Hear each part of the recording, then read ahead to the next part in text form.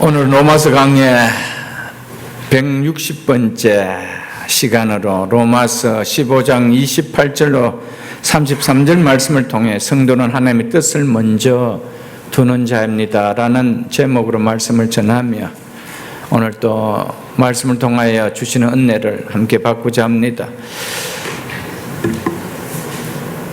지난 시간에 바울은 자신이 로마 교회 성도들 만나는 기쁨과 또 로마 교회의 지원을 받아 서바나로 선교 가기를 바라는 간절한 바람에 로마 교회를 방문하고자 하였지만 지금 사역하고 있는 지역의 상황이 가는 것을 허락지 않아 여러 번 막혔다고 하였습니다.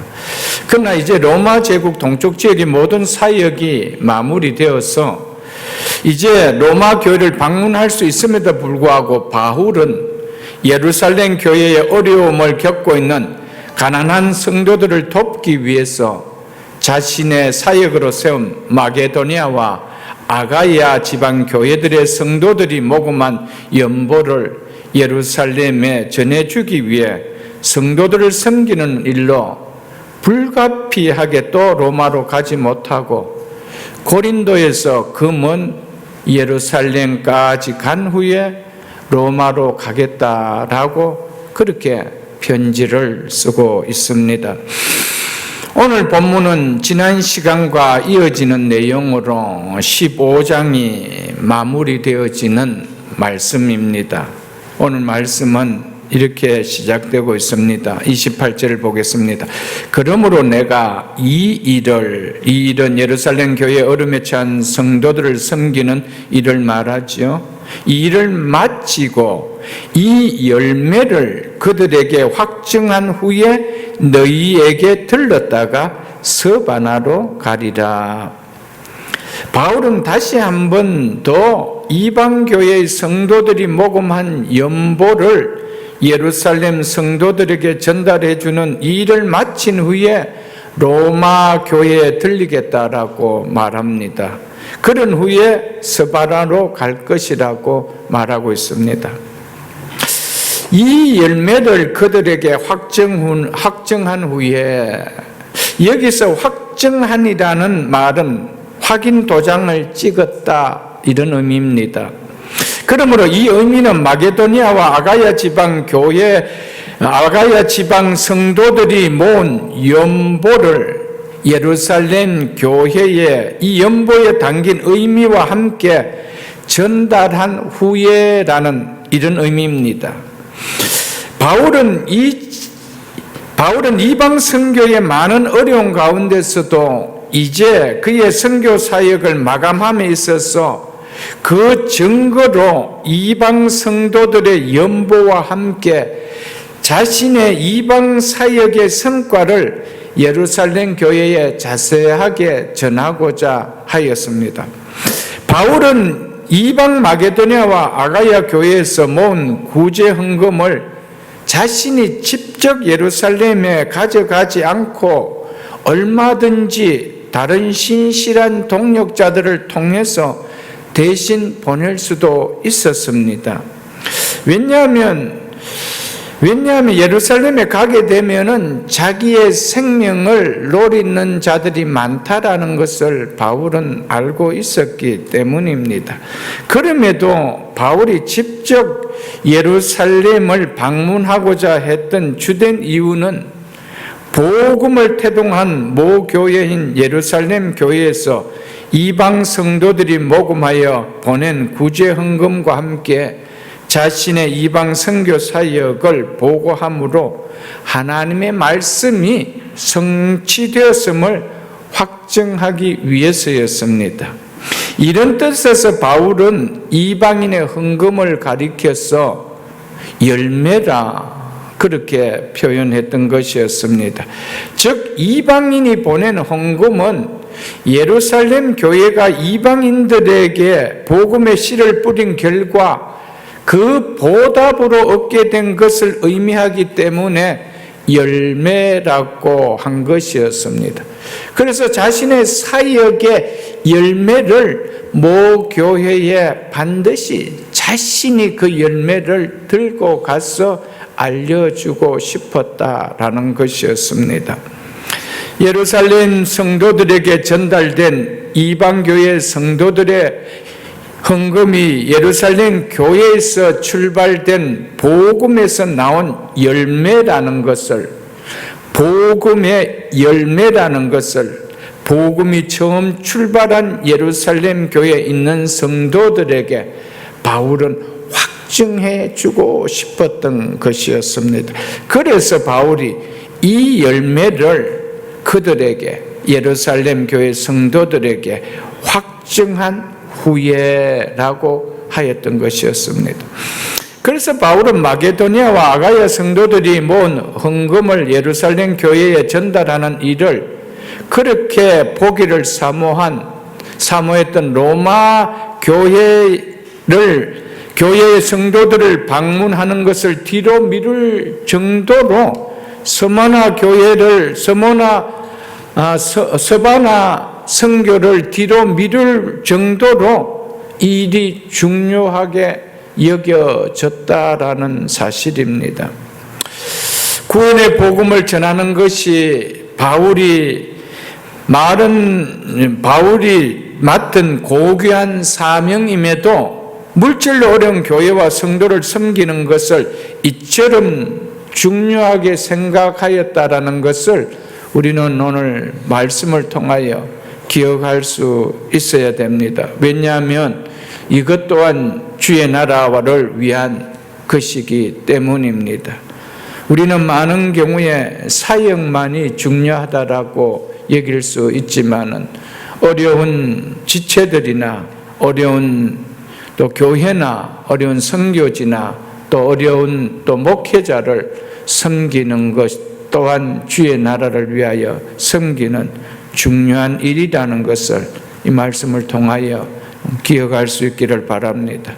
마게도니아와 아가야 성도들은 예루살렘 교회로부터 영적인 것, 즉 구원의 복음을 나눠 받은 대신에 어려운 소식을 들은 예루살렘 교회 성도들을 위하여 육적인 것, 즉 자신들의 물질을 나누어 주었습니다. 만일 예루살렘 교회가 그들이 누린 영적인 복인 영원한 생명의 복을 이방인에게 나누어 주지 않았더라면 그들은 여전히 사망의 권세 아래, 죽음의 권세 아래 놓여 있었던 것이었습니다.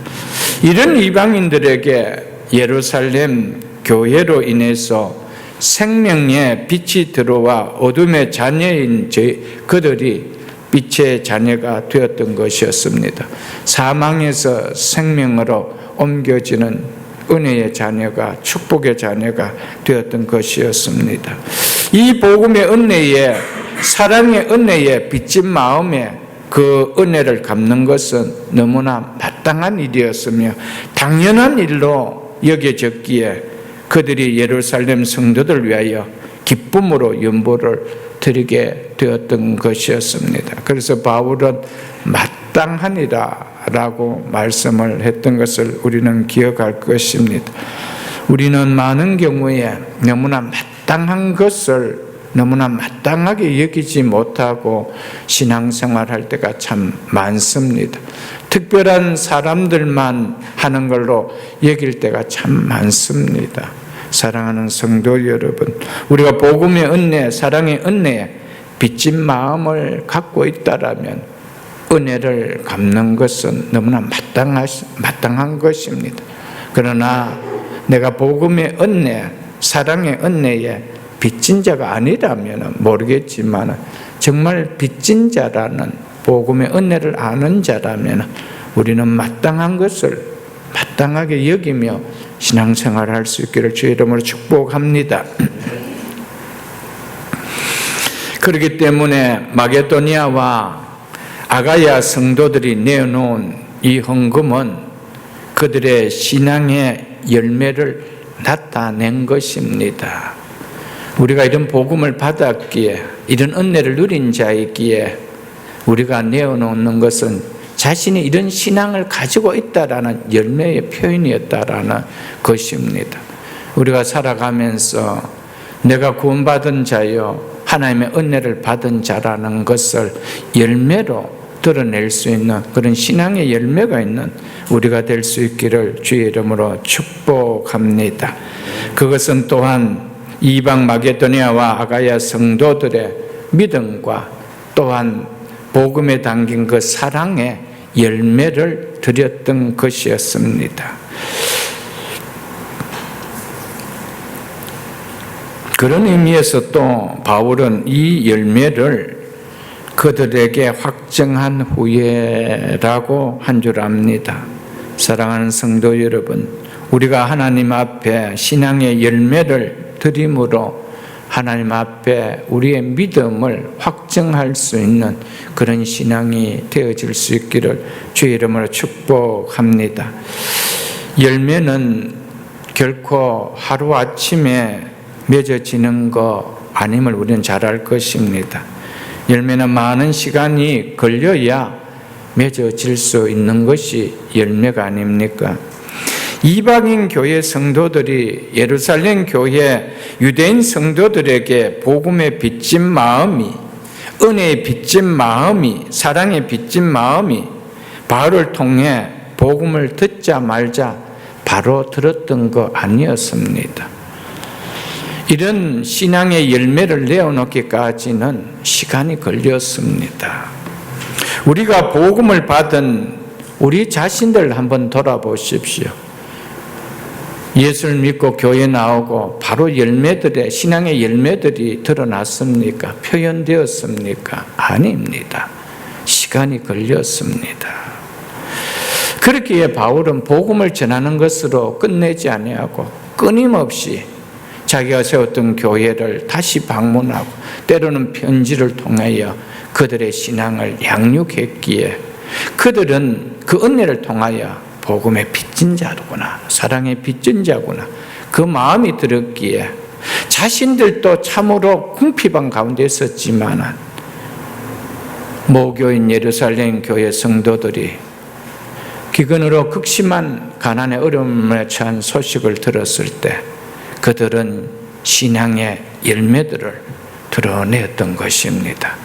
사랑하는 성도 여러분, 우리가 복음을 듣고 이제 자람이 있다라면 이제는 열매가 맺혀지는 그런 신앙이 되어질 수 있기를 주님의 이름으로 축복합니다.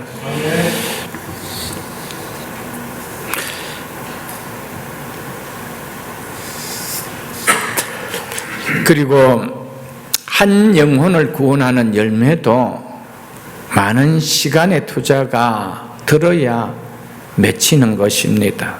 한 영혼을 구원하기 위해 시간을 내어 복음을 전해야 합니다. 말씀을 듣는 자리로 인도하기 위하여 내 시간을 쪼개야 합니다. 그리고 함께 보내야 합니다. 때로는 물질적인 또 이렇게 또 사용도 있어야 하고 무엇보다도 기도하는 시간의 투자가 있어야 합니다. 한 영혼의 구원의 열매를 맺히는 것도 시간이 걸립니다. 결코 그냥 맺어질 수가 없는 것입니다. 한 영혼을 구원하기 위한 섬김, 이러한 섬김의 열매가 우리들에게 있어야 됩니다. 우리가 살아가면서 신앙생활하면서 그래도 주님 앞에 서는 날까지 나 한 사람의 이 시간과 물질과 내 삶과 기도를 통하여 한 영혼의 열매를 맺었다라는 열매는 있어야 될 줄 압니다. 사랑하는 성도 여러분, 특별히 기도에 많은 시간들이 필요합니다. 바울은 기도하지 아니하고 복음 전하지 아니했습니다. 그래서 복음의 문이 열릴 수 있도록 너희들이 기도해 주라 라고 바울은 많이 부탁들을 했습니다. 사랑하는 성도 여러분, 우리는 가까이 있는 내 가정에 또 멀리는 내 이웃들에게까지 한 영혼이 구원받기 위해서 그 열매가 맺히기 위해서 우리 많은 투자가 필요합니다. 그 중에 가장 큰 투자는 기도의 투자입니다. 때로는 시간과 삶과 물질의 투자도 필요할 때가 있는 줄 압니다. 그런 열매를 거두고 주님 앞에 올려드릴 수 있는 우리의 신앙 될 수 있기를 주의 이름으로 축복합니다. 이 열매를 그들에게 확증한 후에 너희에게 들렀다가 서바나로 가리라. 29절 보겠습니다.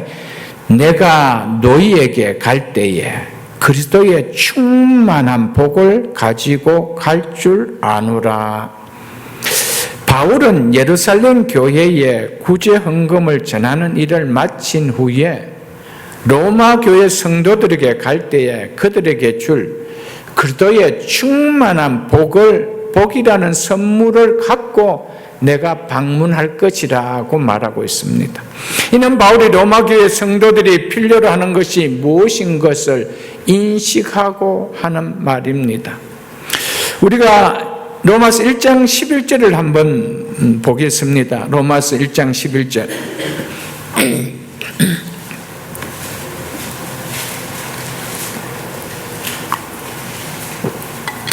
로마서 1장 11절입니다. 내가 너희 보기를 간절히 원하는 것은 어떤 신령한 은사를 너희에게 나누어 주어 너희를 경고하게 하려 함이니 라고 했습니다. 바로 이 목적이 성취될 것임을 확신하고 있기에 바울은 그들의 충만한 복을 가지고 간다라고 했던 것이었습니다. 신령한 은사와 그리스도의 충만한 복은 같은 의미의 다른 표현일 뿐입니다. 그리스도 안에서 주어진 충만한 복으로 하나님의 충만한 복으로 이 복은 하나님의 구원의 능력인 그리스도의 그리스도의 복음을 의미합니다. 그리스도의 복음이 바로 그리스도의 충만한 복입니다. 이것이 바로 1장 11절에서 말한 어떤 신령한 은사를 너에게 나누어 주어 너희를 경고케 하려 함이라 라고 했습니다. 로마서 16장 마지막에 보면 이렇게 말씀하고 있습니다. 로마서 16장 26절에 마지막 절에 보면 마지막 부분에 보면 이렇게 말씀하고 있습니다. 이 복음으로 너희를 경고케 하실 것이다. 1장 서두에서 뭐라고 했습니까? 어떤 신령한 은사를 내게 주어 너희를 경고하기를 하는데 그것이 뭐라는 겁니까? 복음이라는 겁니다. 이 복음으로 너희를 경고케 하시리라고 했습니다. 바울은 이것이 바로 그리스도의 충만한 복이라고 말씀해 주고 있습니다. 에베소서를 한번 보겠습니다. 에베소서 1장을 한번 보겠습니다. 에베소 1장 3절 310쪽입니다. 에베소 1장 3절입니다. 에베소 1장 3절에 바울은 이렇게 말씀하고 있습니다. 찬송하리로다 하나님 곧 우리 주 예수 그리스도의 아버지께서 누구 안에서요? 그리스도 안에서 하늘에 속한 모든 신령한 복을 우리에게 주시되라고 하고 있습니다. 하나님께서 우리를 하늘의 영역과 연결시켜주는 이 복이 뭐라고 하는지 이어지는 4절로 7절을 보겠습니다. 곧 창세전에 그도 안에서 우리를 택하사 우리로 사랑 안에서 그 앞에 거룩하고 흠이 없게 하시려고 그 기쁘신 뜻대로 우리를 예정하사 예수 그리스도로 말미암아 자기 아들이 되게 하셨으니 이는 그가 사랑하는 자 안에서 사랑하는 자가 누굽니까? 예수 그리스도죠. 예수 그리스도 안에서 이것은 바로 하나님의 은혜가 우리에게 어떤 방법으로 제시되어졌는지를 말하고 있습니다. 하나님의 은혜는 누구 안에서요? 예수 그리스도 안에서 제시되는 것임을 말해줍니다. 하나님의 구속의 은혜가 그리스도 안에서 그래서 그리스도를 통해서 이루어짐을 말해주고 있는 말이 이는 그가 사랑하는 자 안에서 그 다음 보십시오. 그래서 우리에게 거저 주시는 바 그의 은혜의 영광을 하나님의 은혜의 영광을 찬송하게 하려는 것이다. 우리는 누구 안에서요? 그리스도 안에서 그의 은혜의 풍성함을 따라 그의 피로 말미암아 속량 곧 죄 사함을 받았느니라. 누구 안에서 죄 사함을 받는다라고요? 그리스도 안에서라고 하고 있습니다. 그리스도 안에 있는 하늘에 속한 이 신령한 복음, 바로 그리스도 복음 안에 다 들어있다라는 겁니다. 죽음 앞에 절망할 수밖에 없고 죽음 앞에 두려움의 한숨을 내쉴 수밖에 없는 인생에게 영원한 생명을 누리게 해주는, 하나님의 자녀가 되게 해주는 예수 그리스도의 복음보다 큰 복이 있나요? 없습니다. 여기에서 오늘 본문에서 바울이 그리스도의 충만한 복을 가지고 간다라고 한 것은 바로 이 복음을 이야기해 주고 있습니다. 이 복음. 어떤 신령한 은사를 내게 나누어 주어 너를 경고케 하려 함이라고 한 이 복음은 구원받게 하도록 하기 위한 예수 그리스도를 믿게 하는 그 복음만을 이야기하는 것이 아니라 이미 믿음 안에 있는 자를 더욱 성숙하도록, 경고케 하도록 하기 위한 복음의 깊이의 가르침을 말하고 있습니다. 내가 이 복음을 가지고 가겠다. 그래서 그리스도의 충만한 복이라고 하였던 것이었습니다. 바울은 로마 교회 성도들이 이러한 그리스도의 충만한 복을 통해서 더욱 견고한 믿음의 서기를 바울은 원했던 것이었습니다. 그래서 복음으로 너희를 경고케 하리라 라고 하고 있죠. 우리가 예수 그리스도를 믿고 십자가의 죽으심과 부활의 사역을 믿음으로 구원받았습니다. 그 복음으로 끝이 납니까? 아니올시다. 우리의 믿음을 경고케 하는 것은 이제 그것이 시작일 뿐이죠. 그래서 복음 안에 담겨있는 그 깊이를 바울은 내가 전해주고 싶다. 그것이 뭡니까? 그들의 충만한 복으로 라고 말씀했던 것이었습니다. 우리가 예수 그리스도를 믿는다라면, 정말 예수 그리스도의 복음을 깨닫는다라면 난 정말 충만한 복을 받은 자다. 나 같은 인생이 어떻게 이런 넘치는 복을 받을 수가 있었을까? 라는 생각이 아니 들 수가 없는 것이죠. 그래서 할 수만 있다라면 이 충만한 복을 받은 자의 빚진 자의 마음을 아니 가질 수가 없는 것이죠.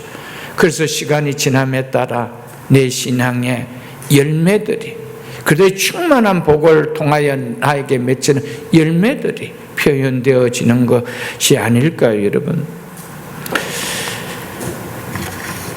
그래서 바울은 로마 교회에 있는 성도들에게, 이미 복음을 받고 있는 그들에게 내가 너희 보기를 간절히 원하는 것은 어떤 신령한 은사를, 즉 복음을 너희에게 나누어 주어 너희를 경고하게 하려 함이라. 너희를 경고하게 합니다. 사랑하는 성도 여러분, 아무리 교회를 많이 오래 다녔다 하더라도 복음을 깊이 깨닫지 못하면 아무것도 아니에요, 여러분도. 나는 십자가의 은혜도 알고 부활도 믿어요. 믿는 것으로 끝나는 것이 아니에요, 여러분. 그건 시작입니다, 시작. 이제 거기에 나의 믿음을 경고케 해주는 믿음은 어디에서 오느냐? 또한 복음에서 옵니다. 여러분, 나 다 아는데 나는 예수 그리스도도 믿어요. 부활도 믿어요. 그런데 만일에 총칼 앞에 선다라면 나 그거 믿어요, 안 믿어요? 경고해요, 안 경고해요? 여러분, 우리는 다 믿는다라고 합니다. 근데 어제 새벽 기도에도 봤잖아요. 조그마한 세상 염려 앞에 그냥 말씀이 막혀요. 은혜가 막혀버려요. 구원의 은혜도 막혀버려요. 근데 그보다 더 무서운 생명을 위협하는 문제 앞이라면 우리가 경고해 줄 수 있을까요? 바울이 복음은 너희를 경고케 하겠다는 이유가 그에게는 앞을 바라보는 그런 선지자적인 마음이 있었기 때문이었습니다. 왜? 머지않아 로마에는 황제 숭배로 무슨 환란이 일어날 것을 알았기 때문이었습니다. 그래서 그들을 경고해 줄 것은 복음밖에 없는 거예요. 오늘도 이 시대에 우리의 자녀들을 포함하여 이 시대 너무나 물질이 많은 이 편안함 속에서 우리의 신앙이 견고하게 설 수 있는 것은 복음이 없습니다. 그 복음을 깊이 듣고 또 듣고 또 들을 때 거기에 깊이와 넓이와 너비와 높이가 더해질 때 우리는 어떤 상황 속에서도 그것은 버리지 않습니다. 왜요? 그것은 충만한 복이기 때문에 내 인생에 이거보다 큰 복이 없기에 그래서 이것은 버릴 수가 없다라는 것이죠. 로마서 1장 9절로 10절에 보면 바울은 실제로 그리스도의 충만한 복을 가지고 로마 교회를 방문하여 그들을 견고하게 하려는 마음을 갖고 오래전부터 항상 기도해왔다는 것을 우리가 볼 수가 있습니다. 그래서 이제 바울은 로마 교회를 방문하여서 할 일을 마친 후 로마 교회로 가면 그리스도의 충만한 복을 가져갈 것이라고 말하고 있습니다. 그리스도인은 성도인 우리는 그리스도의 충만한 복을 전해줄 수가 있어야 됩니다. 내가 충만한 그리스도의 복이 아니고 메마른 그리스도의 복을 받았다라면은 그리스도는 전할 수가 없습니다. 나도 충만하지 못하는 것을 어떻게 누구에게 전해줄 수가 있고, 나도 기쁘지 않은 것을 누구에게 전해줄 수가 있으며, 나도 받고 이것 때문에 기뻐서 어찌할 줄 모르는 경험이 없는데 누구에게 이것을 기쁜 복음이라고 전해줄 수가 있겠습니까, 여러분들? 값없이 하나님의 은혜로 구원의 복을 받은 그리스도인들은 이 세상에 그리스도의 충만한 복을 줄 수 있는 인생을 살다가 주님 앞에 서야 됩니다. 정말 나는 가진 것이 없고 배운 것이 없고 내 몸이 불편하고 여러 가지 환경이 힘들고 어렵다 하더라도 내 삶을 통하여 나는 누구보다도 충만한 복을 받은 자라는 것을 그리스도인들은 삶을 통해 보여줘야 됩니다. 삶을 보면은 저들에게 무슨 기쁨이 있을까 하는데 예배 자리에 오면은 누구보다도 기쁘게 찬송을 불러요. 그걸 보면은 어떤 마음이 들까요, 여러분? 참 배운 것은 없는데, 가진 지위는 없는데, 교회 오면은 누구보다도 기뻐하고, 누구보다도 즐거워하며 예배드리고 찬송하는 모습은 왜일까요? 나는 누구보다도 그리스도의 충만한 복을 받은 자임을 알고 누리기 때문입니다. 아멘. 사랑하는 성도 여러분, 여러분과 저는 구원이 예수 그리스도로 말미암아 누려지는 충만한 복인 것을 누릴 수 있기를 주의 이름으로 축복합니다. 30절 보겠습니다. 형제들아, 대라는 나우라는 이 접속사가 있는 말입니다. 이제 형제들아, 내가 우리 주 예수 그리스도와 성령의 사랑으로 말미암아 너희를 권하노니 너희 기도에 나와 힘을 같이하여 나를 위하여 하나님께 빌어라고 하고 있습니다.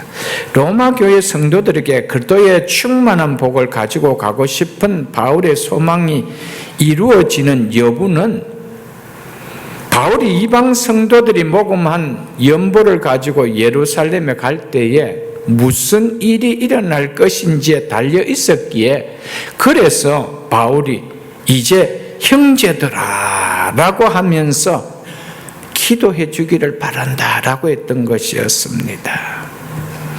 그래서 로마 성도들에게 자기를 위하여 이 헌금이 잘 전달될 수 있도록 나를 위해서 기도해 주기를 바울은 당부했습니다. 바울은 단순히 이제 형제들이라며 기도를 부탁하지 아니하고 내가 우리 주 예수 그리스도와 성령의 사랑으로 말미암아 너희를 권한다라며 자신의 부탁을 더 힘을 실어 부탁하고 있습니다. 예수 그리스도로 말미암아 너희를 권하노니 성령의 사랑으로 말미암아 너희를 권하노니라며 무엇으로 말미암아 권하노니라고 바울이 말하는 것은 바울 자신의 권위와 주관이 전혀 없이 오직 크신 삼위 하나님의 권하는 이유와 근거와 내용, 목표, 이것이 바로 내가 너희를 권하는 것이 되기 때문에 라는 의미로서 무엇으로 말미암아 권하니라고 이야기했습니다.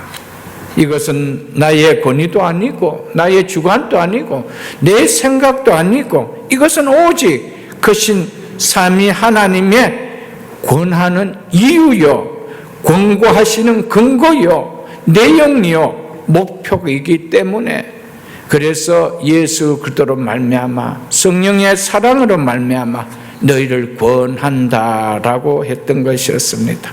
그만큼 이 부탁은 심각하면서도 강력한 부탁이라는 것입니다.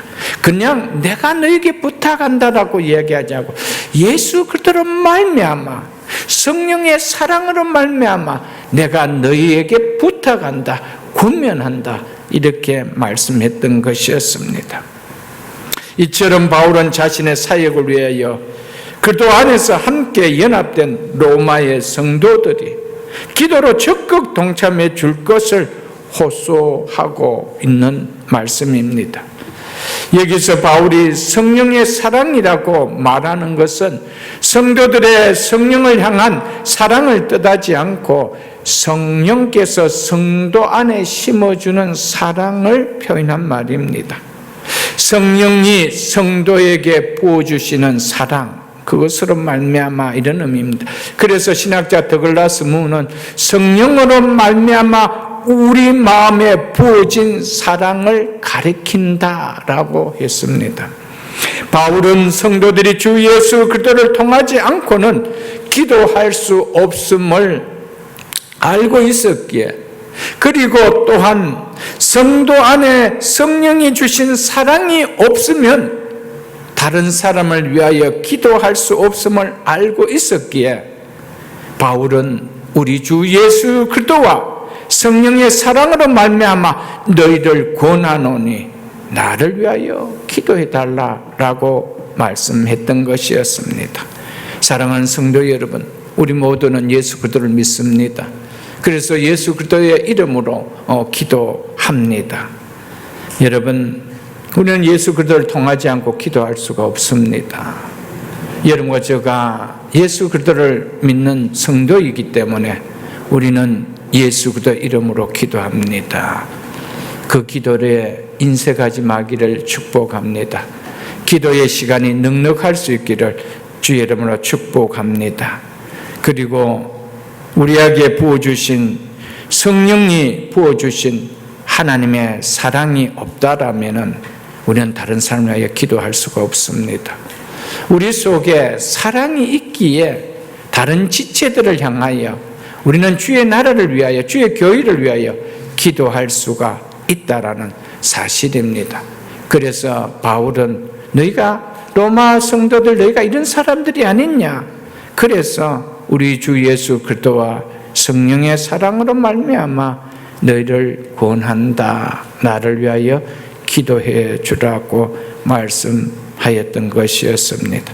사랑하는 성도 여러분, 내 속에 성령이 주신 성령으로 말미암아 우리 마음에 부어주신 사랑이 있다라면은 우리는 교회를 위하여, 지체들을 위하여, 또 주의 나라를 위하여 여러분 기도할 수 있기를 주의 이름으로 축복합니다. 그래서 신학자 토마스 슐라이더는 신자들은 성령으로 고무되어 서로 사랑하기 때문에 기도하도록 권고를 받는다라고 이야기하고 있습니다. 우리는 성령으로 말미암아 고무되는 사랑이 있습니까? 그래서 지체들을 보면은 서로 사랑이 되어지기 때문에 기도를 권면할 수 있다라고 했다는 사실입니다. 사랑하는 성도 여러분, 우리 속에 성령으로 말미암아 부어진 사랑이 있기에 지체들을 향하여 기도할 수 있는 우리가 될 수 있기를 주님의 이름으로 축복합니다.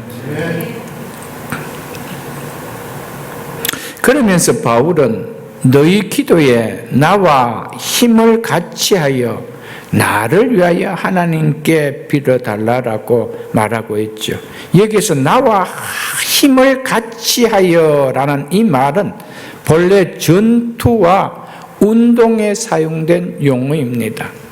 전투에서 죽을 힘을 다해 생사를 함께 한다는 의미를 말하며, 경기장에서 상대방과 경기에서 승리하기 위하여 온 힘을 다하는 것을 묘사할 때 사용된 말이 바로 이 말입니다. 그래서 신학자 렌스키는 나와 힘을 같이하여, 이 뜻은 운동 경기에서 한 팀에 소속된 선수들이 최선을 다하고 있는 모습처럼 마음과 영혼을 다 바쳐 온 힘을 다하여 기도하라는 뜻이다라고 말했습니다. 그리고 존 모레이는 이것은 기도가 내포하고 있는 실험을 암시하고 있다. 기도는 끈질기고 열심 내는 것이야 하며 마치 투쟁과도 같은 것이다 라고 이야기했습니다.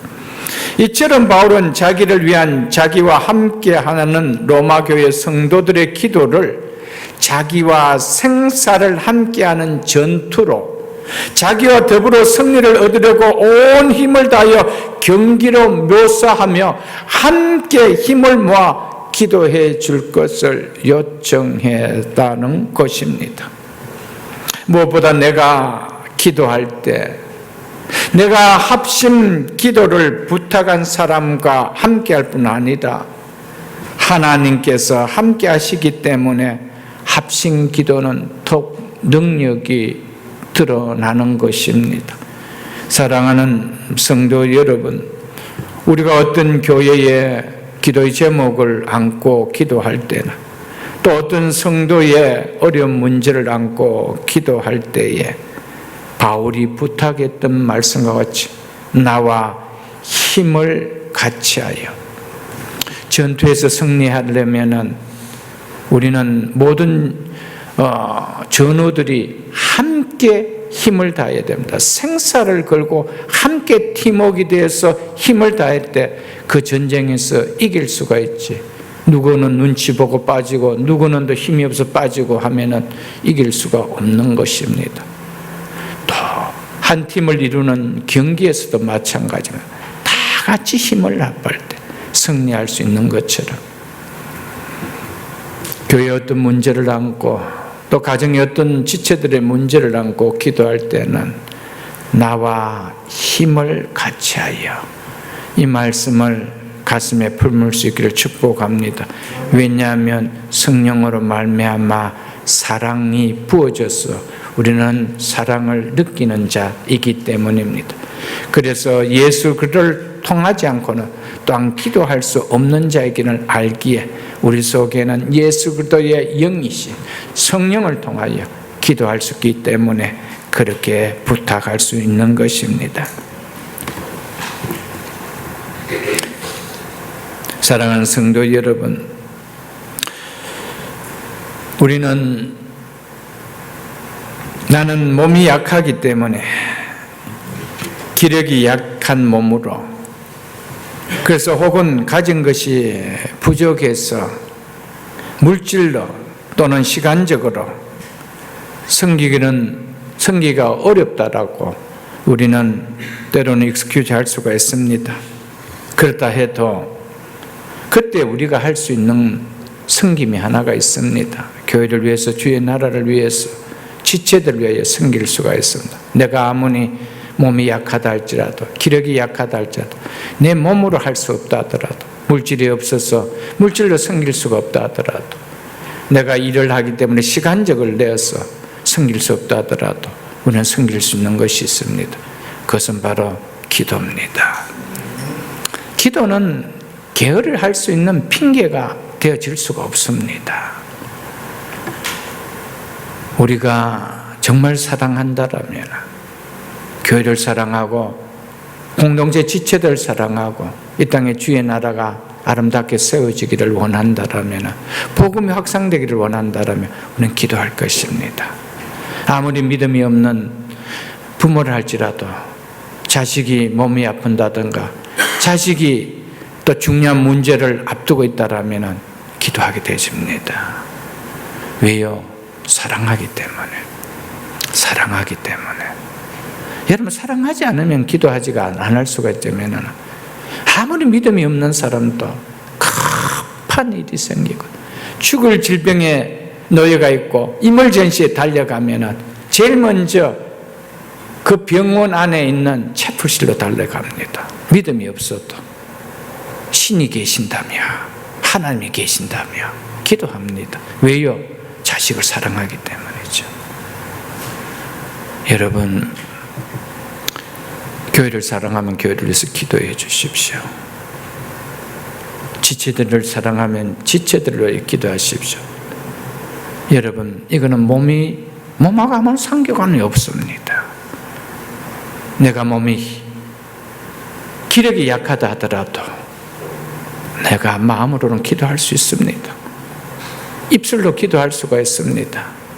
손을 모으며 기도할 수는 있습니다. 여러분들, 사랑하는 성도 여러분들, 성도들은 교회를 위해 성도들을 위하여 또한 매달 주어지는 우리 공동체의 합심 기도의 제목을 가지고 기도해 줄 수 있기를 원합니다. 중보의 기도는 그 어떤 것보다도 교회의 훌륭한 사역자입니다. 그리고 교회를 사랑하는 자입니다. 여러분, 정말 기도만큼 큰 힘은 없습니다. 목회자에게 가장 큰 동력자는 기도하는 사람입니다. 기도의 동력자가 가장 큰 동력자입니다. 왜냐하면 하나님이 교회를 기도하는 자들 통하여 움직이시고 기도하는 자들 통하여 운행해 가시기 때문입니다. 그래서 목사도 기도 안 할 수가 없지만 여기에 함께 기도의 동력자가 필요하다는 겁니다. 바울은 대사도입니다. 그럼 그가 무슨 기도가 필요하겠습니까? 손 쓰는 것만 얹으면 병자가 낫고 한데, 그런 기적을 일으키는 자인데 그게 무슨 기도가 필요합니까? 그런데 바울만큼 기도를 많이 하고 바울만큼 또한 중보의 기도를 많이 부탁한 사람도 없습니다. 왜 그럴까요? 기도의 능력을 아는 자였기 때문이었습니다. 사랑하는 성도 여러분, 새벽이슬 교회가 우리의 기도를 통하여 하나님께서 간섭하시는 교회가 될 수 있기를 주의 이름으로 축복합니다.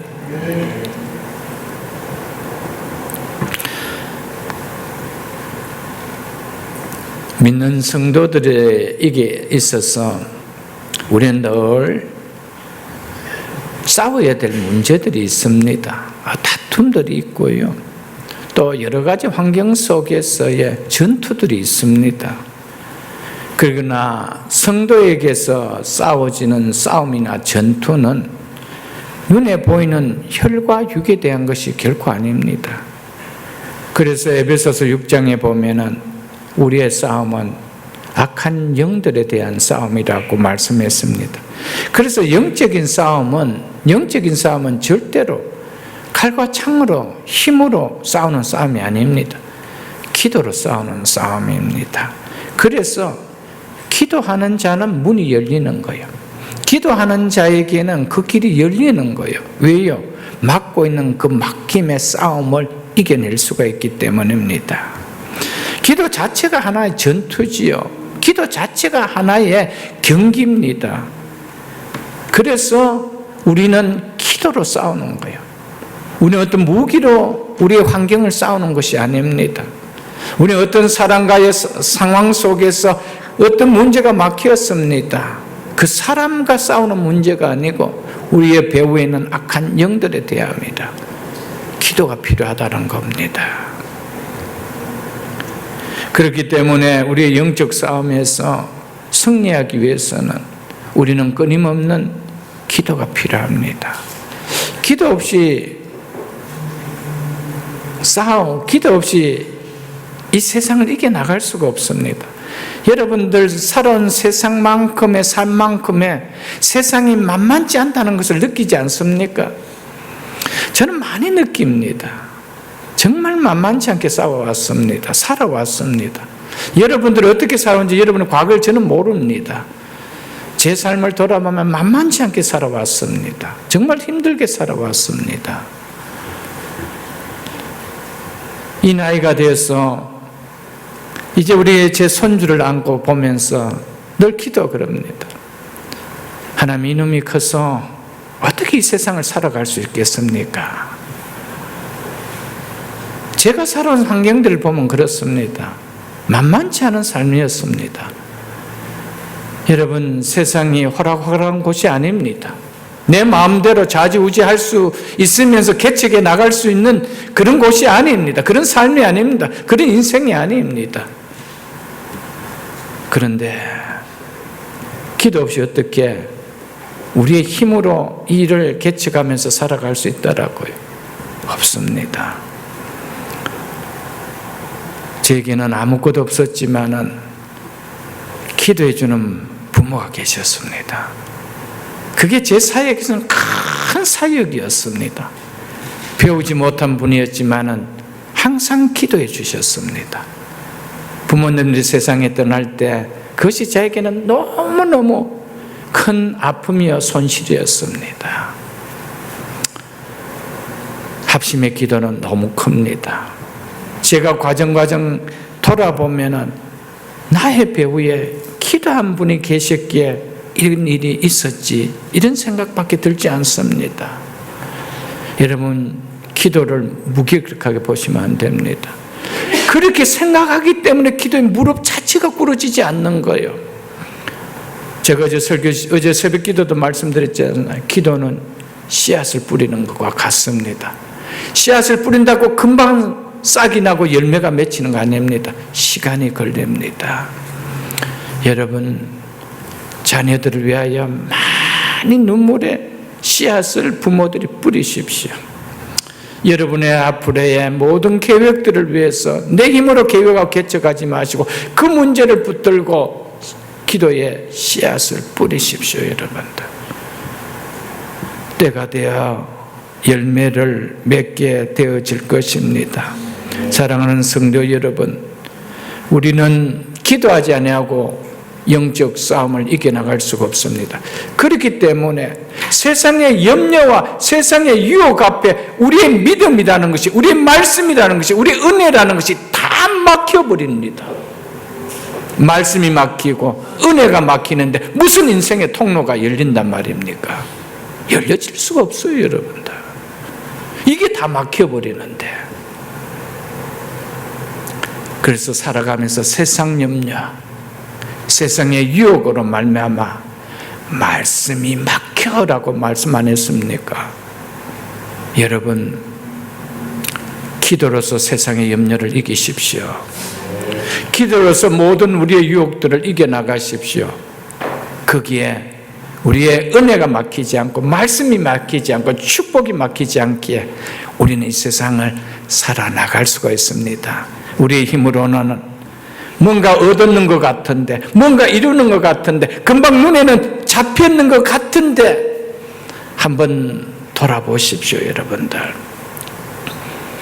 은혜가 막히고 말씀이 막히고 영적인 신앙이 다 쭈그러졌는데 그게 진짜 참 기쁨이 있는가 보십시오. 거기에 내가 정말 인생 성공했다라고 잘 살았다라는 생각이 드는가 한번 돌아보십시오. 없습니다.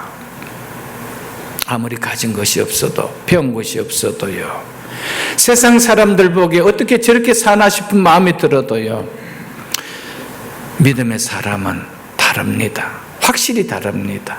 그 씨앗을 뿌려놓은 그 후대들은 다릅니다.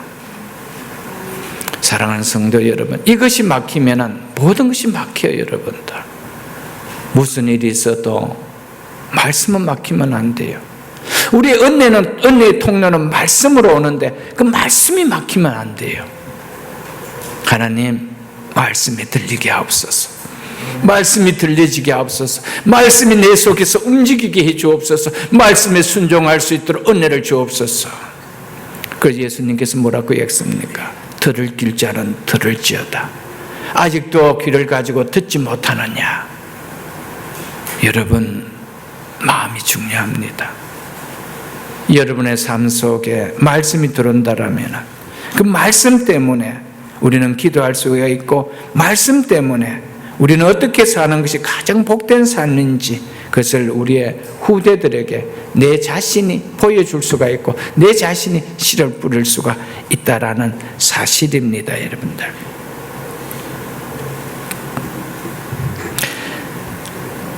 바울이 로마 교회에 이렇게 나와 힘을 같이하여 나를 위하여 기도해 달라고 부탁한 내용이 바로 31절의 내용입니다. 31절을 보겠습니다. 무슨 내용을 가지고 그렇게 나와 함께, 나와 힘을 같이하여, 정말 생사를 거는 전투처럼 한 경기장에 함께 뛰는 선수들처럼 그렇게 기도해 달라고 했을까요? 31절에 나로 유대에서 순종하지 아니하는 자들로부터 건짐을 받게 하고, 또 예루살렘에 대하여 내가 섬기는 일을 성도들이 받을 만하게 하고 라고 하고 있습니다. 이처럼 기도의 내용은 두 가지였습니다.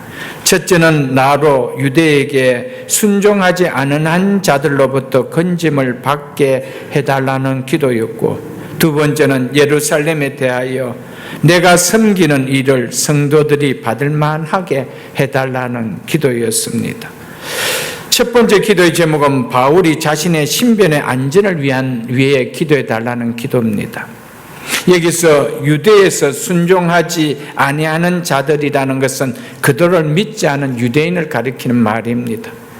복음을 전하는 목적이 믿어 순종케 하기 위함이기 때문에 순종하지 아니하는 자라는 말은 바로 복음을 들었지만 믿지 아니하는 자를 가리킵니다. 두 곳만 한번 찾아보겠습니다. 요한복음 3장을 한번 보겠습니다. 요한복음 3장 36절 147쪽입니다. 신약성경 147쪽 요한복음 3장 36절.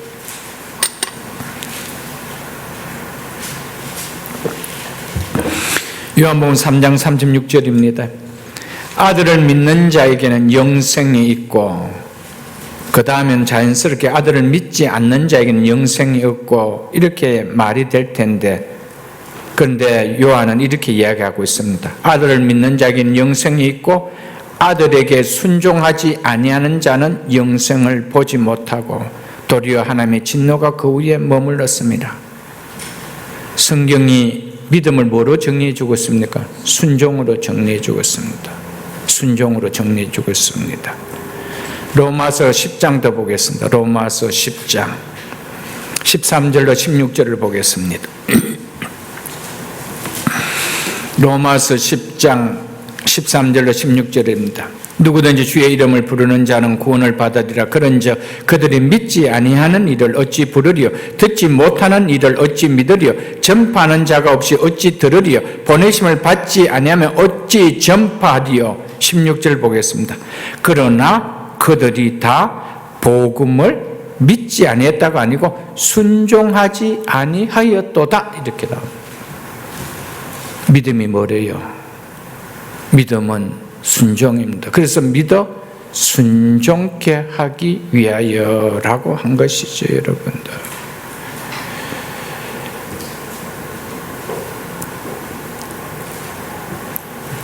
바울의 첫 번째 기도 요청은 나로 유대에 믿지 아니하는 자들로부터 생명에 위협을 당하지 않도록, 복음에 순종하지 않는 자들로부터 생명의 위협을 당하지 않도록 기도해달라라는 것이었습니다. 그 당시 바울이 예루살렘에 간다는 것은 참 힘든 상황이었습니다. 예루살렘은 바울에게 있어서 생명의 위협이 느껴지는 곳이었습니다. 그곳은 바울을 죽이려고 음모를 꾸미고 있는 유대교의 열심분자들이 들끓고 있던 곳이었습니다. 왜냐하면 그들의 눈에 바울은 유대교의 순수성을 훼손하고 있는 이단자 중에 이단자로 여겨졌기 때문이었습니다. 그래서 바울은 아마도 자신이 3차 선교 여행을 마치고 예루살렘으로 가면 이들이 자신을 죽이려 한다는 것을 느낀 것 같았습니다. 그래서 기도를 부탁한다라고 했던 것이었습니다. 나로 유대에 순종하지 않는 자들로부터 생명의 위협을 당하지 않도록 기도해 달라고 한 것이었습니다. 사도행전 한번 살펴보겠습니다. 사도행전 20장 22절 보겠습니다. 신약성경 223쪽입니다. 신약성경 223장 사도행전 20장 22절로 24절을 보겠습니다. 이제 바울이 예루살렘으로 가고자 할 때 이런 결단을 하고 가고 있는 내용입니다. 보라, 이제 나는 성령에 매여 예루살렘으로 가는데 거기서 무슨 일을 당할는지는 알지 못하노라. 오직 성령이 각 성에서 내게 증언하여 결박과 환난이 나를 기다린다 하시니, 이처럼 3차 전도 여행을 마치고 예루살렘에 가면은 이런 상황이 기다리고 있음을 바울은 너무나도 잘 알고 있었기에 로마 교회 성도들에게 자신을 위하여 기도해 달라고, 그것도 힘을 다해서 나와 힘을 같이 해서 기도해 달라고 부탁했습니다. 24절에 보겠습니다. 내가 달려갈 길과 주 예수께 받은 사명 곧 하나님의 은혜의 복음을 전하는 일을 마치려 하며 나의 생명조차 조금도 귀하게 여기지 아니하노라라고 했습니다. 이렇게 고백한 바울이었지만 자신의 생명의 안전을 위해서 기도해 달라는 것은 단순히 죽음이 두려워서가 아니었습니다. 복음 전도의 사명을 위하여 자기의 목숨을 이렇게 무모하게 내어놓을 수는 없다라는 겁니다. 그래서 내가 복음의 사명을 마치기 전까지 내 생명이 지켜질 수 있도록 기도해 달라라고 했던 것이었습니다. 사랑하는 성도 여러분, 우리가 어떤 어려운 문제가 있다라면, 정말 절박한 문제가 있다라면 성도들에게 정말 절박하게 기도해 달라고 부탁을 하십시오. 그 문제를 안고 함께 기도할 수 있도록. 바울은 이만큼 절박했기에 이만큼 절박하게 함께 기도해 달라고 부탁했습니다. 그 기도의 파워가 어떻게 했어요, 여러분? 그 힘이 어떻게 했어요, 여러분들? 사도행전 21장 26절로 36절에 보면, 길기 때문에 다 보지 않겠습니다. 바울이 예루살렘에 도착한 후에 성전에서 유대인들에게 붙잡혀 폭행을 당하고 거의 죽을 뻔해집니다. 다행히 군인들이 달려와 생명을 건지게 되어 쇠사슬에 결박되어 바울이 감옥에 들어가지요. 바울이 감옥에 갇혀 있는 동안 이 유대인의 열심자들이 바울을 죽이지 못했어.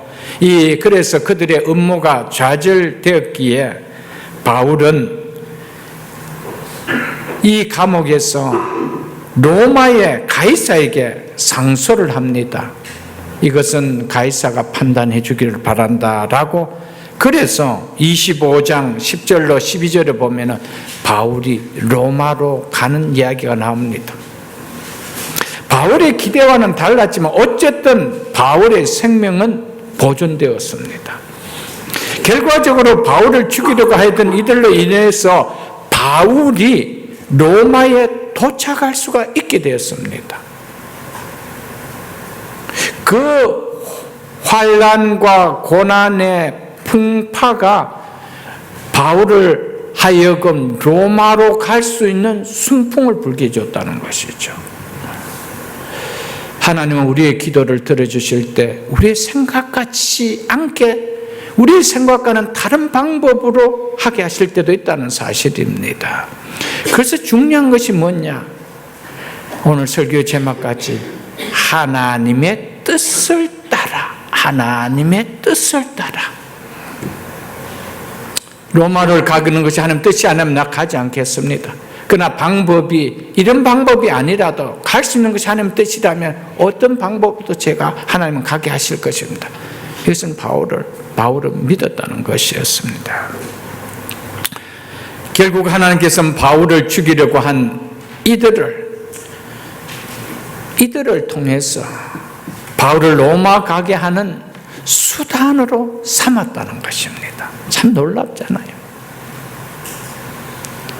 하나님께서는 사랑하는 독생자 아들을 죽이는 그들을 통하여 하나님은 구원 역사가 일어나시도록 역사하셨다는 사실입니다. 하나님 때로는 피하고 싶은 이런 어려운 문제들, 고난의 문제들을 통하여 하나님은 당신의 뜻을 이루게 하시는 수단으로 삼으신 때도 있다라는 사실을 아시고, 여러분 많이 어렵고 힘든 일이 있다더라도 그것 자체만 본다면 포기하지요. 포기할 수 있지 않겠습니까? 하나님, 그렇게 기도를 많이 하고 그렇게 합심해서 기도도 부탁했는데 내가 어찌 예루살렘에 와서 이들에게 이렇게 두들겨 맞아 죽을 지경이 돼야 됩니까? 생명의 안전을 지켜달라고 했는데, 그리고 이거 마치고 로마로 가야 되는데 그런 마음이 안 들겠어요. 그런데 하나님은 그 생명을 지켜주시고 그 일을 통하여 로마 군인들에게 압송돼서 안전하게 지켜질 수 있도록 감옥에 넣어버렸습니다. 그리고 그 일을 통하여 가이사 앞에 설 수 있도록, 로마 황제 가이사 앞에 설 수 있도록 로마 군인들이 호의를 해줘서 로마까지 들어갑니다. 하나님의 역사는 너무나 다릅니다, 여러분. 그래서 내 생각은 너의 생각과 다르다는 거예요. 하나님은 모든 것이 합력하여 선을 이루게 하시는 그 하나님의 신실함이 믿어지기에 우리는 기도하는 거예요. 하나님은 나의 모든 상황들을 합력하여 선을 이룰 것 같지다, 이걸 믿기에 우리가 기도하는 거예요. 믿으십니까, 여러분들? 우리에게 이런 믿음이 들어올 수 있기를 주님의 이름으로 축복합니다.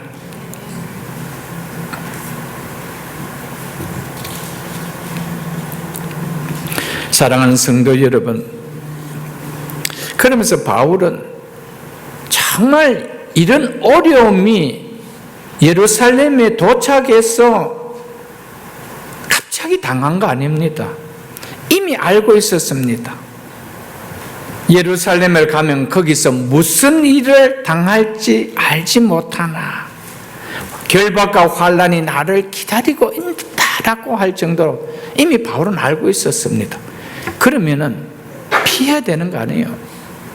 그런데 미련스러울 정도로 바울은 갔습니다. 왜요?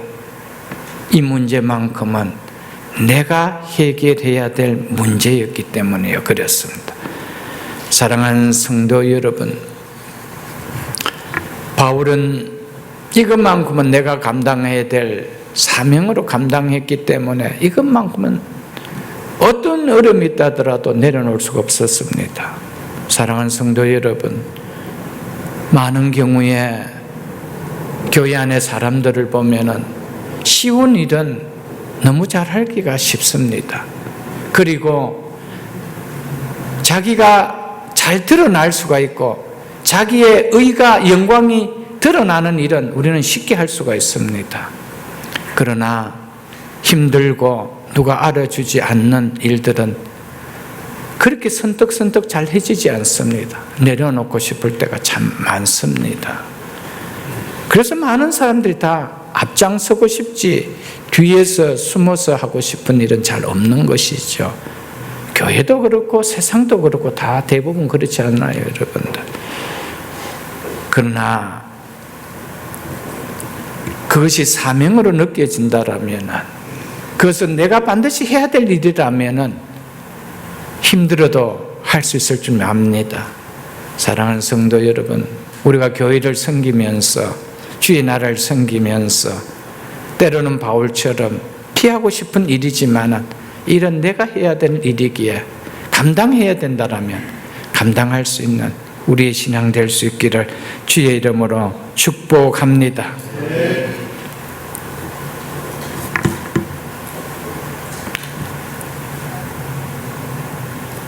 두 번째 바울이 요청한 기도의 제목은 또 예루살렘에 대하여 내가 섬기는 일을 성도들이 받을 만하게 하고 이것이었습니다. 그가 섬기는 일이, 즉 이방교회 성도들이 모금하여 준 연보를 전하는 일이 예루살렘 성도들에게 받아들여지게 해달라는 것이었습니다. 어떻게 보면 이 기도는 좀 이상하게 들릴 수도 있을 것입니다.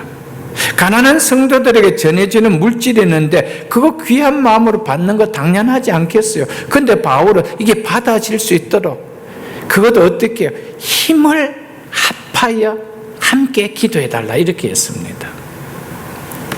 이방교회의 헌금은 예루살렘 교회를 향한 사랑에 빚진 감사의 당연한 표현이었지만 예루살렘 교회 안에는 이를 받아들일 준비가 안 된 사람들이 상당히 있었습니다. 바울이 염두에 뒀던 가장 중요한 이유는 예루살렘 교회, 예루살렘 안에 유대인 성도들과 이방교회 성도들과의 화합의 일치인데, 근데 그 화합의 일치가 바로 이방 성도들이 예루살렘 교회에 그 복음을 통하여 우리가 맺어진 열매라는 것을 헌금을 통하여 드러내는데, 그것이 받아들이지 않는다라면은 유대인 성도들과 이방인 성도들이 화합이 될 수가 없는 거예요. 그래서 바울이 이게 받아들여질 수 있도록 기도해 달라라고 했던 것이었습니다.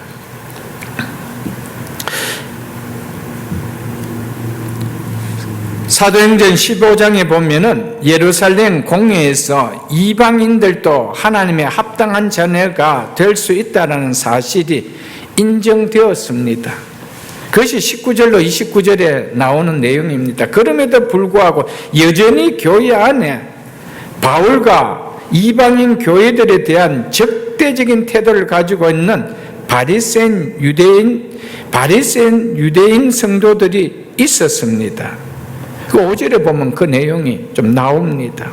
그러니까 이방인들에게 복음을 전한 바울이 싫은 거예요. 그리고 복음을 받는 이방인들이 싫다 이 말인 것이죠. 그리고 또한 바울이 기도해 달라는 이유 중에 하나에는 바울의 이방 선교에 대한 선교 사역과 그의 활동에 관해서 잘못된 거짓 소문들이 예루살렘 교회 안에 퍼져 있었다는 것을 바울은 알고 있었기 때문이었습니다. 그 내용이 21장 20절로 21절에 보면 나옵니다. 그것은 바로 바울이 이방인에 있는 유대인들에게 모세가 전해준 율법을 무시하고 할례도 행하지 않고 습관도 지키지 말라라고 했다라고 그렇게 전했다라는 것입니다. 한 번도 바울은 율법을 무시한 적이 없었습니다. 율법은 거룩한 것이라고 했습니다. 그런데 율법의 핵심을 벗어나기 때문에 그렇게 율법을 지켜서 구원받는 것이 아니라고 한 것이지, 바울은 한 번도 율법을 무시한 것이, 율법을 무시한다는 것은 곧 바로 하나님을 무시하는 건데 바울이 그럴 수가 없었던 거예요. 바울은 할례를 행하지 말라 이런 말도 하지 않았습니다. 도리어 너에게 할례를 너는 행하라라고 전했던 것이죠. 전 이야기했던 거 아니었습니까? 그런데 곡해한 것이죠. 거짓 소문이 터지는 것이죠.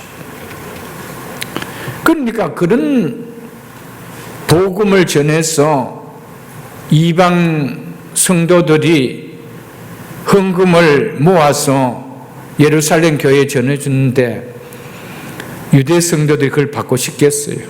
안 받고 싶다는 거예요.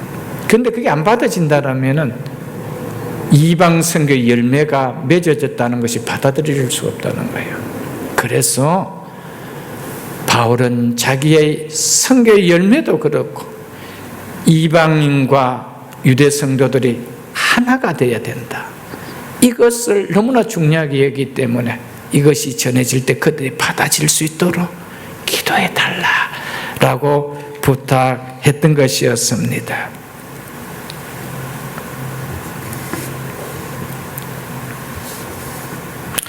바울은 자신의 사역의 어려운 시점 가운데서 로마 교회 성도들에게 자신을 위해 기도해 주는 동력자가 되어주기를 간절히 부탁했습니다. 바울은 어려운 시점마다 교회들을 향하여 기도의 동력자가 되어달라고 부탁을 했습니다. 사랑하는 성도 여러분, 복음을 위한 사역자에게 사역의 어려운 가운데 있을 때 위에서 진심으로 기도해주는 기도의 동력자가 있다는 것은 정말 큰 힘이 아닐 수가 없습니다. 그래서 바울은 힘들고 어려울 때마다 제일 큰 힘이 뭐냐? 기도의 힘이라는 것을 알았습니다. 그래서 로마 교회도 이런 어려운 문제 앞에서 이 문제를 해결할 수 있는 길은 기도밖에 없다 라고 해서 기도를 부탁했습니다. 사랑하는 성도 여러분, 기도의 능력을 믿을 수 있기를 주님 축복합니다. 기도는 정말 파워풀합니다. 여러분들, 기도는 정말 능력이 있습니다. 바울은 누구보다도 주님을 잘 믿었던 자였습니다. 그에게는 기도가 없어도 얼마든지 사역을 한 만큼 능력이 있었던 자입니다. 근데 누구보다도 눈물의 기도를 많이 했던 자였습니다. 예수님의 사역에 기도가 필요했던 자인가요? 아닙니다. 그는 습관을 따라 새벽 미명에 습관을 따라 한적한 곳에 가서 기도하였더라. 한두 번이 아닙니다. 습관을 따라. 왜 예수님이 기도가 필요하신 분입니까? 사랑하는 성도 여러분, 기도가 아니면 하나님 뜻을 이룰 수가 없습니다. 믿으십니까, 여러분들? 여러분, 하나님의 뜻으로 이루어지는 것이 가장 축복입니다. 그런데 하나님의 그 뜻은 기도를 통해서 이루어집니다. 그것을 깨달을 때 우리의 믿음이 정말 성숙합니다. 우리의 믿음이 정말 큰 힘을 얻게 되어지는 것이죠, 여러분들. 32절을 보겠습니다. 나로 하나님의 뜻을 따라 기쁨으로 너희에게 나아가 너희와 함께 편히 쉬게 하라 라고 말씀합니다. 바울은 두 가지 기도 요청에 한 가지 자신의 계획을 덧붙입니다. 또한 이것을 기도로도 볼 수가 있습니다. 그 계획은 혹은 그 기도는 그가 로마 교회를 방문할 때 성도들과 함께 기쁨을 나누며 성도들과 더불어 잠시 편히 쉼을 가질 수 있도록 배려해 달라는 계획이요 기도였습니다. 그가 로마 교회에 도착하면 기뻐할 만한 이유들이 많이 있었습니다.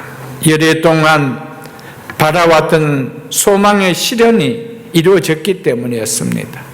그리고 예루살렘에 있는 대적들로부터 생명의 건짐을 받아서 로마 성도들을 만났기 때문입니다.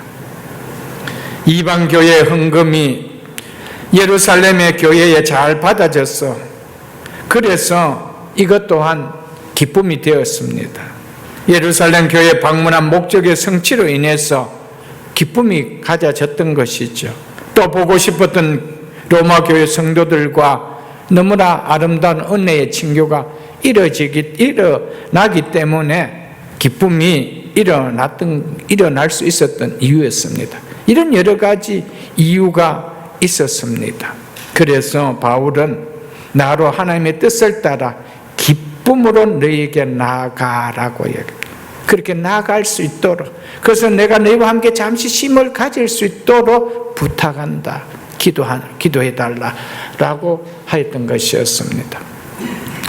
사랑하는 성도 여러분, 우리의 삶이 마지막이 될수록 기쁨으로 나아갈 수 있어야 됩니다. 아멘. 우리의 가정도, 우리의 삶도, 내 인생도, 우리의 모든 계획들도 기쁨을 가지고 나아갈 수 있어야 됩니다. 여러분, 그거보다 귀한 것이 없습니다. 그러기 위해서 기도하셔야 됩니다. 하나님의 뜻에 따라 기쁨으로 나아갈 수 있도록, 기쁨으로 내 인생을 마무리할 수 있도록, 우리의 가정이 갈수록 기쁨의 가정이 될 수 있도록, 우리의 자녀들의 인생이 갈수록 기쁨이 입어지는 인생이 될 수 있도록 우리의 기도가 필요하다는 사실입니다.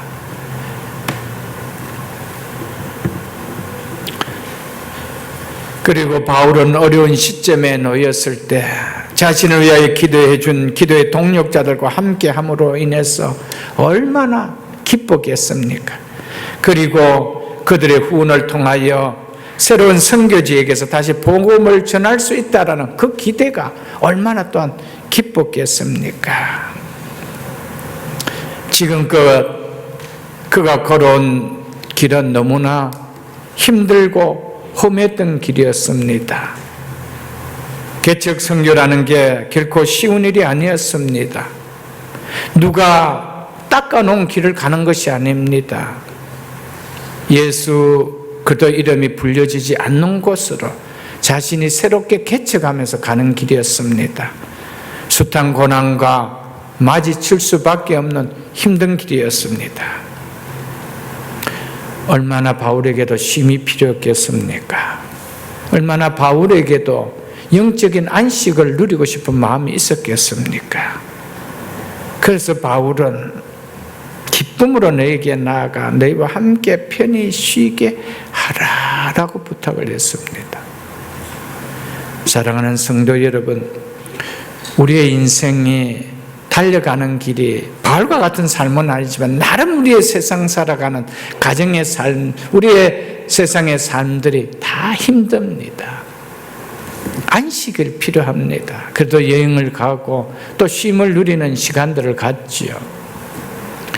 우리에게 있어서 진정한 안식은 영적인 안식입니다. 영원한 안식입니다. 그보다 큰 안식이 있나요? 없습니다. 이 땅에 안 가본 곳이 없을 정도로 많은 여행지를 다니는 내 생애에 쉼을 가졌다 하더라도 마지막 영원한 쉼을 갖지 못하는, 헤븐에 가지 못한다라면 이 땅의 그 쉼이 무슨 기억됨이 쉼이 될까요, 여러분들? 내가 이 땅에 여행지 한번 가본 곳이 없다 하더라도 영원한 천국에서 쉼을 얻는다라면 그 쉼보다 큰 쉼이 있겠습니까, 여러분들? 사랑하는 성도 여러분, 우리가 살아가면서 진정한 쉼은 성도 안에서, 교회 안에서 누려지는 쉼입니다. 그래서 바울은 결코 너희와 함께하여 쉼을 얻고 싶었다 하지 로마 그 대제국을 구경하면서 내가 쉼을 얻겠다고 하지 않았습니다. 여러분, 교회가 진정한 우리의 쉼의 장소입니다. 예배가 있는 이곳이 우리의 진정한 쉼이 있는 곳입니다. 말씀이 우리에게 진정한 쉼을 주는 능력입니다. 이 사실을 믿을 수 있기를 주의 이름으로 축복합니다.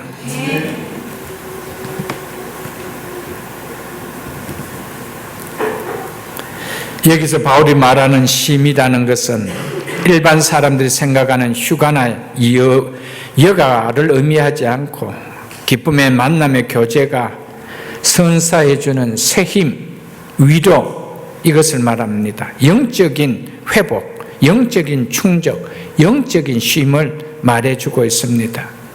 하지만 이것은 바울의 개인적인 바람뿐이지 하나님의 뜻 안에서 확정된 것은 아니었습니다.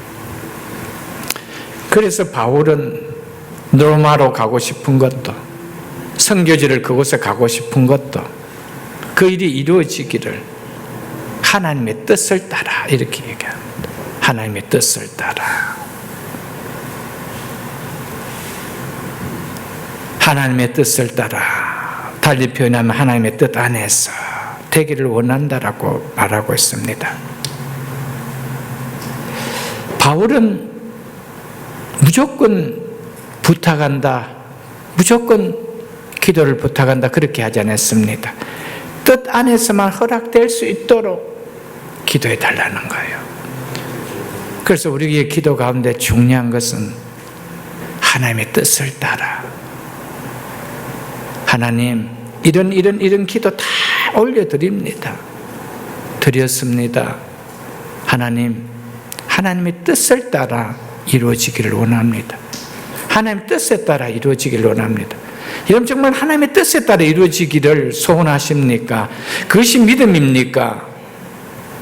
여러분 하나님의 뜻을 따라 이루어지는데 바울에게는 정말 안전하게 생명이 지켜지는 것이 뜻이 아니고 죽음 직전에까지 오는 두들겨 맞는 것이 하나님 뜻이었습니다.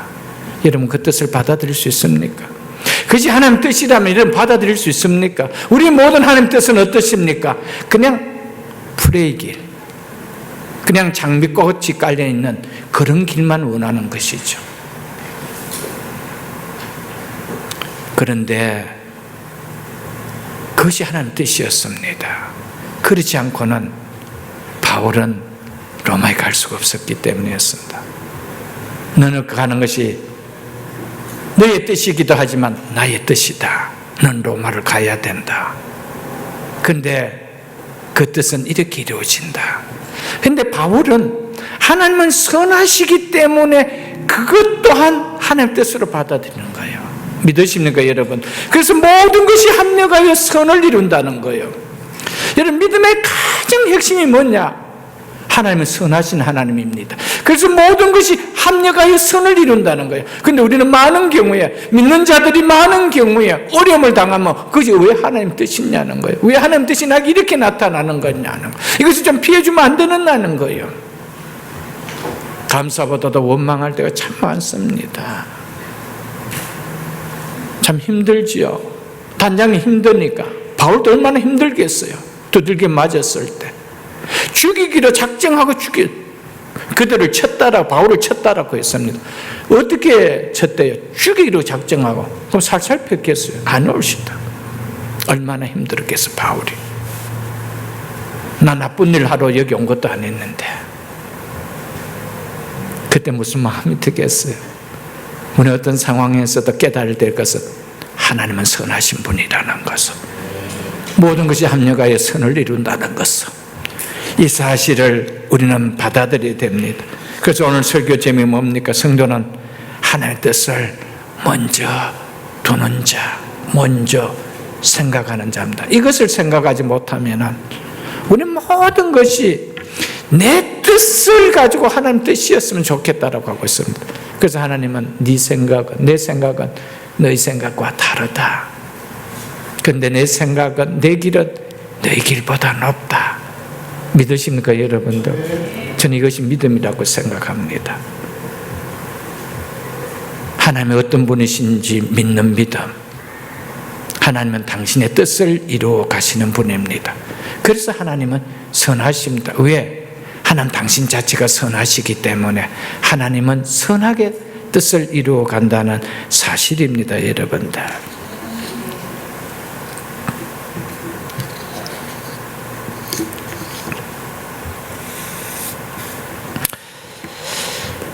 마지막 33절을 보고 말씀을 맺겠습니다.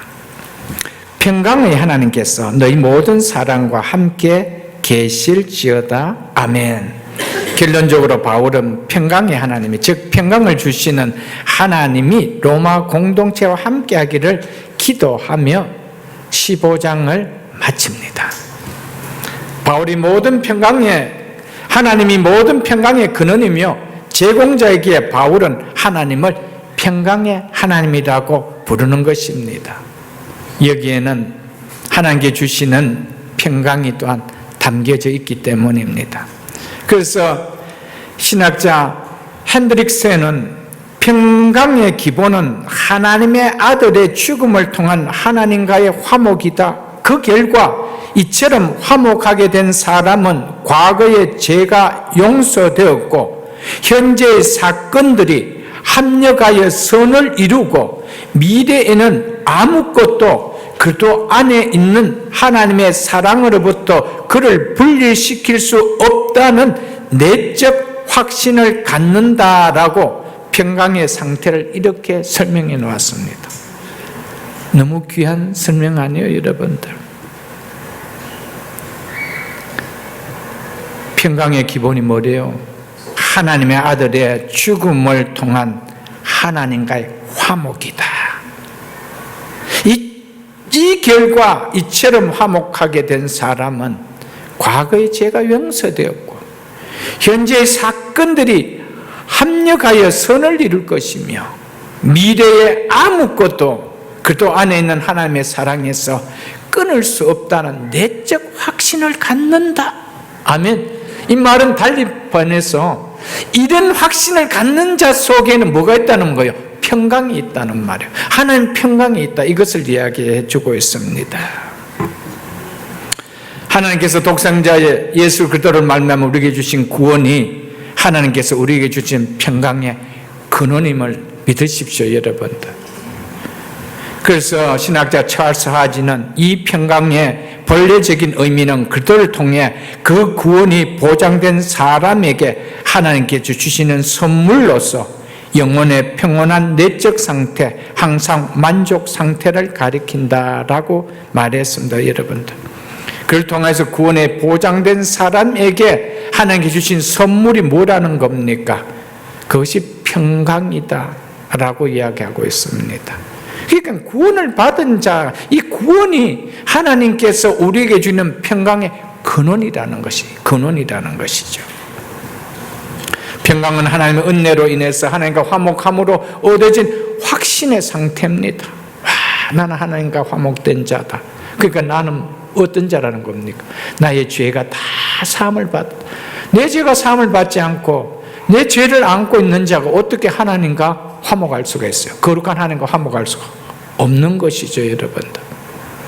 여러분, 그렇기 때문에 하나님과 화목해지기 때문에 그래서 나에게 평강이 누려지는 거예요. 왜?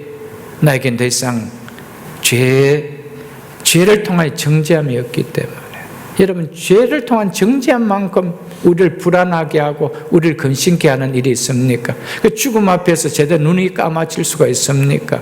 없는 것이죠. 그러나 이 문제가 확신이 온 사람, 나는 하나님과 화목된 자라. 누굴 통하여? 그 사랑하는 아들을 통하여 화목된 자라. 확신이 온 자에게 무엇이다? 화평이 있다. 자, 평강이 있다는 겁니다. 이 평강이 너희와 함께 하기를 원한다 라고 기도했던 것이죠, 여러분들.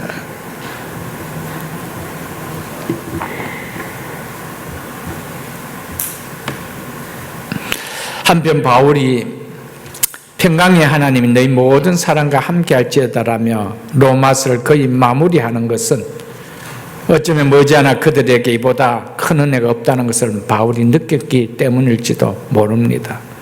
머지않아 로마에 있는 성도들 앞에 결코 피할 수 없는 황제 숭배의 영적 싸움이 펼쳐지기 때문입니다.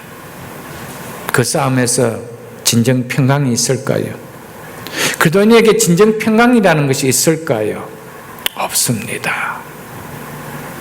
죽음이 창칼이 내 앞에, 내 몸 앞에 오는데, 여러분, 사람 맹수가 이빨을 벌리고 나 앞에 오는데 평강이 올 수 있을까요? 이 평강은 진정한 구원을 아는 자만이 누릴 수 있는 거예요. 그게 초대교회 성도들은 그 평강을 누렸기에 그것을 두려워하지 않았습니다.